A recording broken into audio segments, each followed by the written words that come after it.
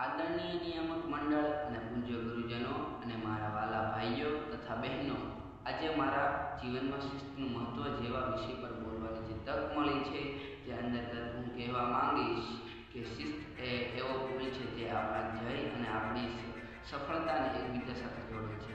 ઘણા લોકો વિચારે છે કે શિસ્ત એટલે નિયમોના બંધનમાં જીવવું, પરંતુ વાસ્તવમાં શિસ્ત એટલે ગુલામી નહીં, પણ પોતાના મન પરનો સંયમ છે.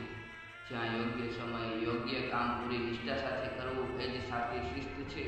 જો આપણે આપણી આસપાસની પ્રકૃતિ પર નજર કરીએ તો સૂર્યનું રોજ સવારે નિયમિત ઉગવું અને સાંજે આથમવું તેમજ ઋતુઓના ચોક્કસ સમય બદલાવવું એ દર્શાવે છે કે આખી સૃષ્ટિ પણ શિસ્તના નિયમોથી જ ચાલે છે.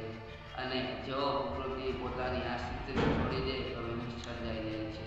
તેવી જ રીતે મનુષ્ય પોતાના જીવનમાંથી શિસ્તને ગુમાવી દે તો તેનું જીવન પણ અસ્તવ્યસ્ત થઈ જાય છે. ખાસ કરીને વિદ્યાર્થી જીવનમાં શિસ્તનું સ્થાન અનિવાર્ય છે. જ્યાં સમયસર જાગવું, અભ્યાસ કરવો અને આળસ છોડીને સમયનું યોગ્ય આયોજન કરવું એ જ શિસ્તનો ભાગ છે.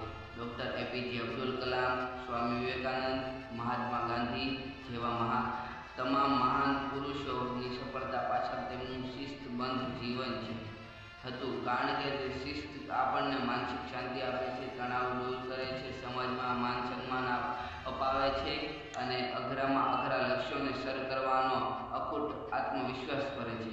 આજકાલના આધુનિક યુગમાં સોશિયલ મીડિયા અને મોબાઈલના કારણે જ્યારે આપણું મન જલ્દી ભટકી જાય છે, આવા સમયે શિસ્ત જ આપણને સાચા રસ્તે રાખવામાં ઢાલ બનીને મદદ કરે છે. આ માટે શિસ્તનો સાથ જરૂરી છે અને સફળતાના શિખરો સર કરવા આત્મસંયમ આદત જરૂરી છે.